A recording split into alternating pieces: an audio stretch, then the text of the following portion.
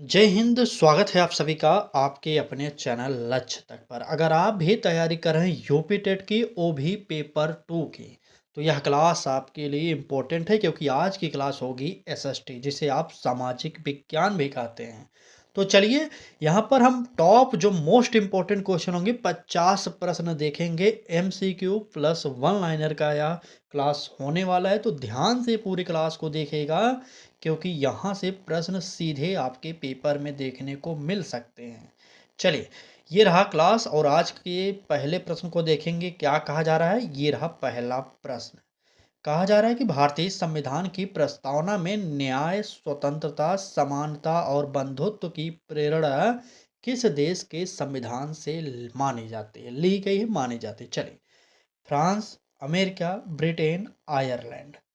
चलिए, क्लास की स्पीड थोड़ी सी तेज रखेंगे क्योंकि 50 प्रश्न है और हमारा यही सिद्धांत है कि कम से कम 25 मिनट में आपको क्लास प्रोवाइड कर दिया जाए। ठीक, तो पहले प्रश्न का उत्तर, जितने भी लोग उत्तर बता रहे हैं बी, तो बिल्कुल सही हो जाएगा। हमारा उत्तर जो है बी वाला यही सही होगा। आगे बढ़ते हैं, देखते हैं अगला प्रश्न क्या कह रहा है।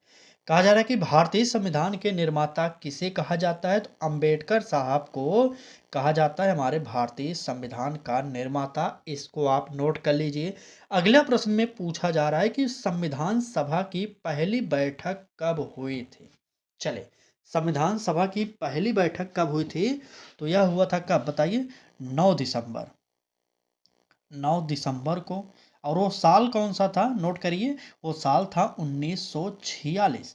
9 दिसंबर 1946 को संविधान सभा की पहली बैठक हुई थी और इसी बैठक में सच्चिदानंद सिन्हा जी को अस्थायी अध्यक्ष चुना गया था। ये नोट करिएगा क्योंकि यह प्रश्न कई बार पूछा जा चुका है। आइए आगे बढ़ते हैं, अगला प्रश्न देखते हैं। कहा जा रहा है कि भूमध्य रेखा क्या है? सबसे लंबी देशांतर रेखा है, सबसे लंबी अक्षांश रेखा है, पृथ्वी की धुरी है या कर्क रेखा है?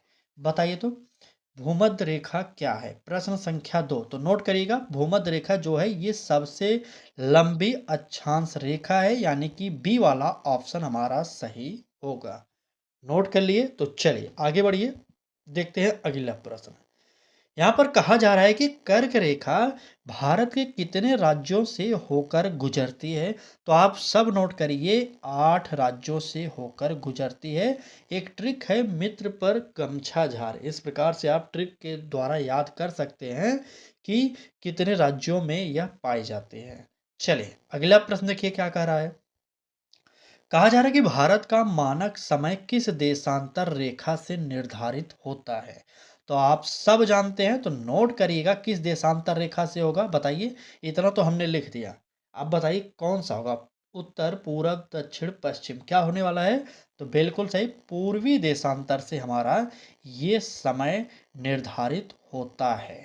यहाँ पर इसको नोट करेंगे। चलेंगे आगे प्रश्न पर। अगर क्लास अच्छी लग रही हो तो लाइक जरूर करिएगा और चैनल को सब्सक्राइब नहीं किए तो कर लीजिएगा क्योंकि यहाँ पर सभी टीचिंग एग्जाम की क्लासेज फ्री में प्रोवाइड की जा रही हैं। ठीक, आइए बात करते हैं प्रश्न की।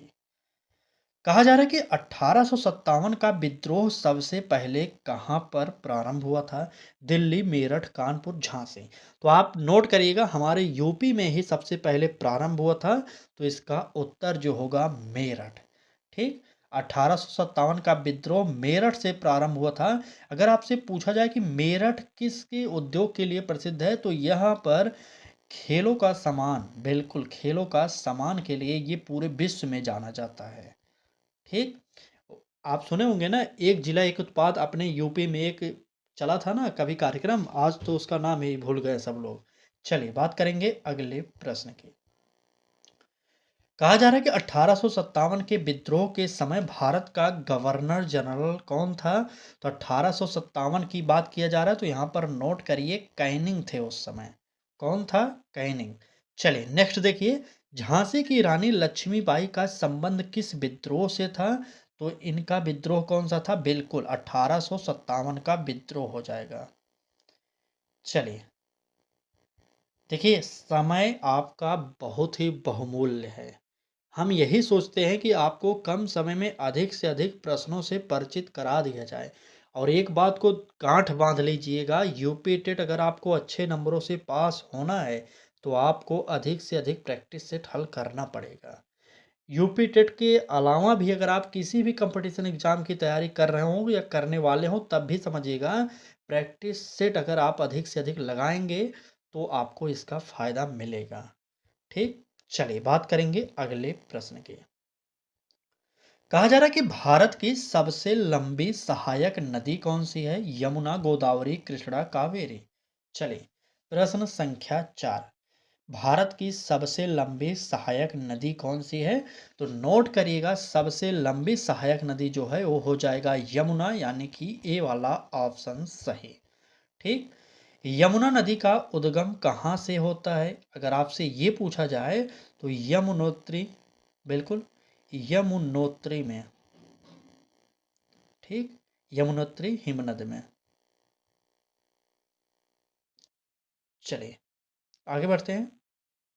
अगला प्रश्न कह रहा है कि गंगा और यमुना का संगम किस शहर में है? तो इसका आप जानते हैं प्रयागराज में। ठीक, प्रयागराज। चलिए आगे बढ़ते हैं और देखते हैं हमारा अगला प्रश्न क्या कह रहा है। तो अगले प्रश्न में कहा जा रहा है कि लोकतंत्र की प्रसिद्ध परिभाषा जनता का जनता के द्वारा जनता के लिए शासन किसने दी थी? अब्राहम लिंकन, रूसो, लॉक या अरस्तू। चलिए प्रश्न संख्या 5 का उत्तर बताइए। तो यह परिभाषा किसकी थी? तो यह परिभाषा थी अब्राहम लिंकन की, यानी कि ए वाला ऑप्शन सही होगा। चलिए नेक्स्ट देखिए क्या कह रहा है।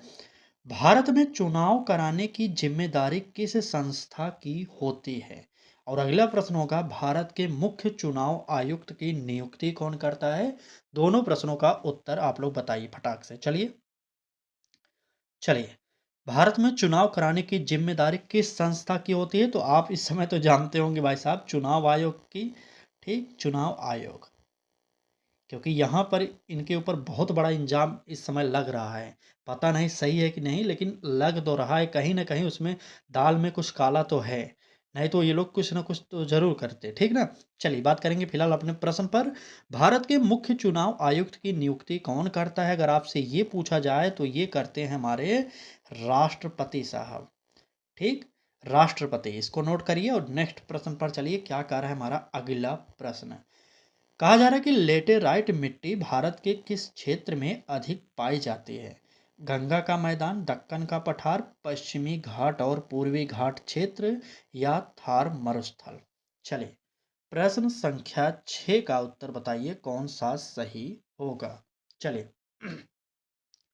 देखिए, अगर बात किया जाए लेटेराइट मिट्टी भारत के किस क्षेत्र में अधिक पाई जाती है, तो वो होता है हमारा पश्चिमी घाट। नोट करिएगा, यानी कि हमारा सी वाला ऑप्शन सही हो जाएगा। अगला प्रश्न देखिए, कह रहा है कि लेटेराइट मिट्टी में कौन सा पोषक तत्व कम पाया जाता है? तो क्या पाया जाएगा बताइए, कम, बिल्कुल ह्यूमस, और क्या कम पाया जाएगा? बिल्कुल, और नाइट्रोजन। ठीक, ह्यूमस और नाइट्रोजन कम पाया जाता है। फिर चलिए अगला प्रश्न देखिए, कह रहा है कि यह मिट्टी किस फसल के लिए उपयुक्त मानी जाती है?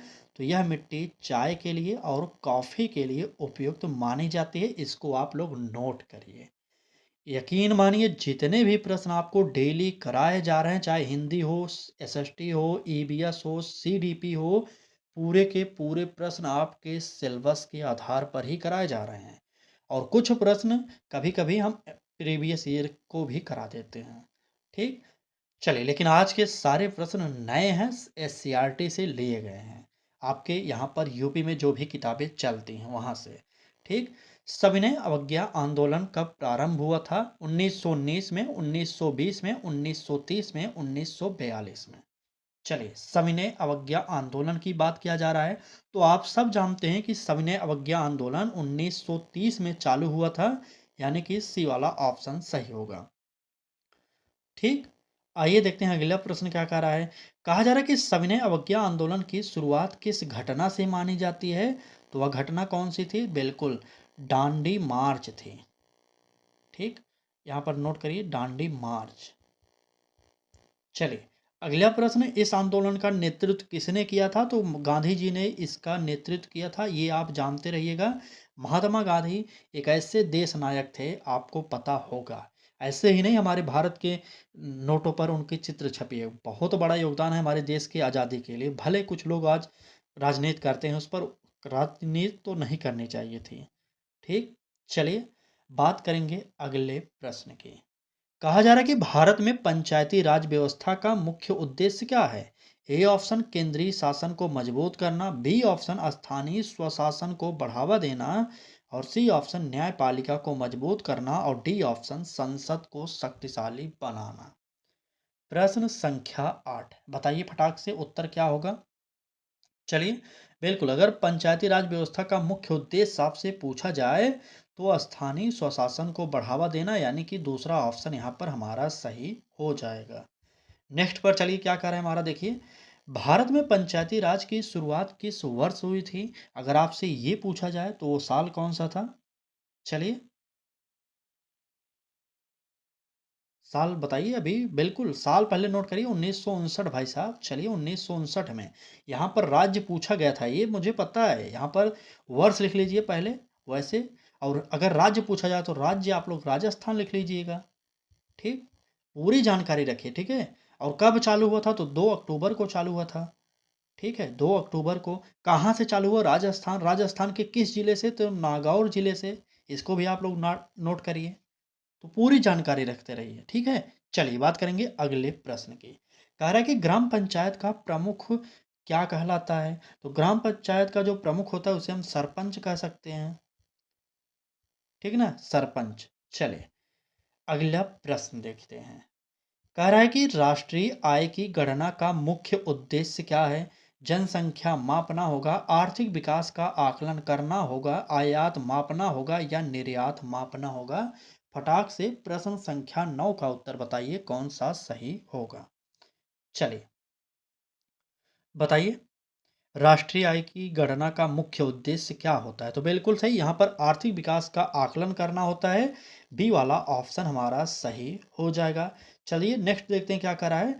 भारत में प्रति व्यक्ति आय कैसे निकाली जाती है? आपको नहीं पता होगा, ये इकोनॉमिक्स का प्रश्न है। आपके एसएसटी में आपको पता होगा 4 सब्जेक्ट है। क्या क्या? एसएसटी के अंतर्गत भूगोल है, इतिहास है, संविधान है, और अर्थशास्त्र है। अर्थशास्त्र से कम प्रश्न आते हैं, लेकिन आते हैं 4-5 प्रश्न हो जाता है। ठीक, तो आइए प्रश्न पर देखते हैं। कह रहा है कि भारत में प्रति व्यक्ति आय कैसे निकालते हैं? नोट करिए। तो राष्ट्रीय आय, यहाँ पर प्रति व्यक्ति आय निकालने की बात कर रहा है, नोट करिएगा। राष्ट्रीय आय। अब इसमें क्या करेंगे? बोलिए क्या करेंगे? तो इसमें हम भाग दे देंगे। किससे देंगे भाग? तो नोट करिए, भाग देंगे कुल जनसंख्या से। ठीक, कुल जनसंख्या। अगर हम इससे भाग दे देंगे तो हमारी जो प्रति व्यक्ति आय है भारत की, वह हमें पता चल जाएगा। चलिए देखिए क्या कह रहा है अगला प्रश्न। भारत में राष्ट्रीय आय का अनुमान कौन लगाता है? तो आप लोग नोट करिए, केंद्रीय सांख्यिकी कार्यालय लगाता है। ठीक, केंद्रीय सांख्यिकी कार्यालय, नोट करिएगा। चलिए आगे बढ़ते हैं, देखते हैं हमारा अगला प्रश्न क्या कह रहा है। कहा जा रहा है कि मुगल साम्राज्य की स्थापना भारत में किसने की थी? अकबर, बाबर, हुमायूं, या औरंगजेब?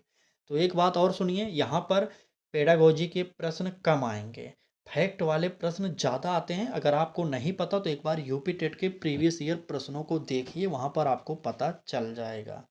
ठीक, चलिए बताइए क्या कर रहा है उत्तर। मुगल साम्राज्य की स्थापना किसने किया था? बिल्कुल सही, यहाँ पर उत्तर सभी का आ रहा है बाबर। तो यहाँ पर उत्तर बी वाला ऑप्शन हमारा बिल्कुल सही होगा। अभी तक इस क्लास में 30 प्रश्न टोटल हो चुके हैं। तो कमेंट करके जरूर बताइए क्लास कैसी लग रही है। अगर क्लास अच्छी लगे तो लाइक जरूर करिएगा, और चैनल को सब्सक्राइब नहीं किए तो चैनल को सब्सक्राइब भी करिएगा। ठीक, चलिए प्रश्न देखते हैं। कह रहा है कि बाबर ने भारत में किस युद्ध के बाद सत्ता जो है स्थापित की थी? बताइए। बिल्कुल, पानीपत का युद्ध। पानीपत का प्रथम युद्ध। ठीक, प्रथम युद्ध हो जाएगा, इसको नोट करिए। चलिए यह युद्ध किस वर्ष हुआ था? अगर आपसे ये पूछा जाए, पानीपत का प्रथम युद्ध कब हुआ था? 1526 ईस्वी में पानीपत का प्रथम युद्ध हुआ था। यहाँ से इसको नोट करिए। चलिए देखते हैं अगला प्रश्न क्या कह रहा है। तो कहा जा रहा है कि पृथ्वी के वायुमंडल की सबसे निचली परत कौन सी है? समताप मंडल है, क्षोभ मंडल है, आयन मंडल है, बहिर्मंडल है। चलिए, पृथ्वी के वायुमंडल की सबसे निचली परत कौन सी है? प्रश्न संख्या 11। तो नोट करिए, सबसे निचली परत जो है क्षोभ मंडल है। यहाँ से कई प्रश्न बनते हैं, जैसे मौसम संबंधी जितनी भी घटनाएं होती हैं, जैसे वर्षा, बारिश होती है ना, बारिश, बिजली का चमकना, ये सब जो है हमारे क्षोभ मंडल में होता है। अगर बात की जाए समताप मंडल में, तो समताप मंडल में हवाई जहाज उड़ाई जाती है। बिल्कुल, हवाई जहाज उड़ता है, ये आप जानते रहिए। चलिए देखते हैं अगला प्रश्न क्या कर रहा है। यहाँ पर पूछा गया ना, मौसम संबंधी घटनाएं किस मंडल में होती हैं? तो अभी मैंने जस्ट बताया था कि क्षोभ मंडल में होती हैं। ठीक, क्षोभ मंडल। अगला प्रश्न कह रहा है कि वायुमंडल में सबसे अधिक कौन सी गैस पाई जाती है? तो आप जानते हैं ना, नाइट्रोजन पाई जाती है। कितने परसेंट? तो 78% लगभग पाई जाती है। ठीक, चलिए नेक्स्ट पर चलेंगे। क्या कह रहा है हमारा अगला प्रश्न? कहा जा रहा है कि भारतीय संसद के 3 अंग कौन से हैं?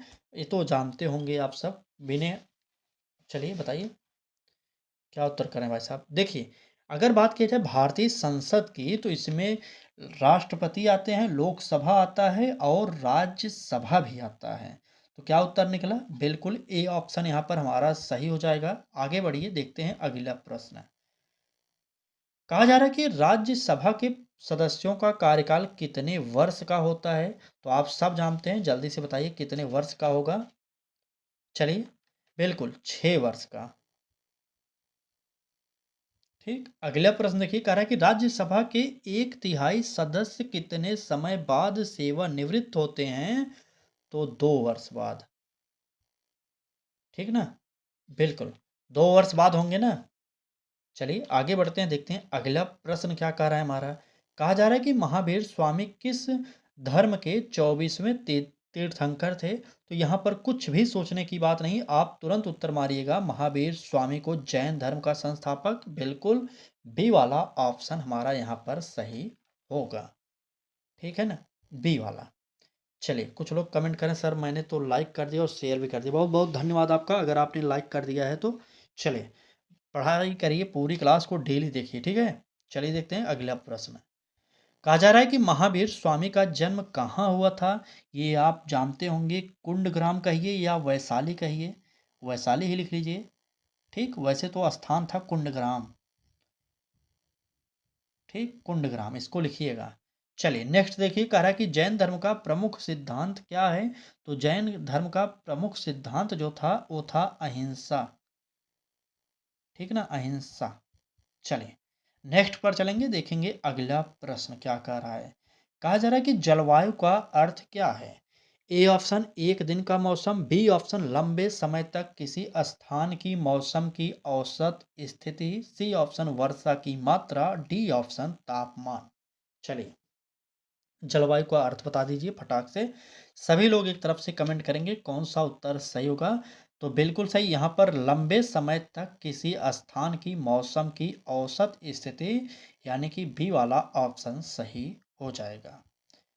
चलिए नेक्स्ट पर चलेंगे, देखेंगे क्या कह रहा है प्रश्न। भारत की जलवायु को क्या कहा जाता है? तो बिल्कुल कहा जाता है उष्णकटिबंधीय मानसूनी जलवायु। बिल्कुल नोट कर लीजिए, उष्णकटिबंधीय मानसूनी जलवायु कहते हैं। अगला प्रश्न कह रहा है कि मानसून का मुख्य कारण क्या है? भूमि और समुद्र के ताप में अंतर, इसको भी आप लोग लिखिएगा। मानसून का मुख्य कारण क्या है? भूमि और समुद्र के ताप में अंतर। ठीक, दोनों प्रश्नों का उत्तर आप खुद लिखिए। चलिए अगला प्रश्न देखिए क्या कह रहा है। यहाँ पर कहा जा रहा है कि संसाधन किसे कहते हैं? केवल खनिज को नहीं, केवल जल को नहीं, केवल भूमि को नहीं, बल्कि वे सभी वस्तुएं जो मानव की आवश्यकताओं को पूरा करते हैं। ठीक ना, संसाधन हम इसे ही कहेंगे। सी वाला ऑप्शन हमारा सही हो जाएगा। चलिए देखते हैं अगला प्रश्न। कहा जा रहा है कि संसाधनों को मुख्यतः कितने प्रकारों में बांटा जाता है? बताइए तो।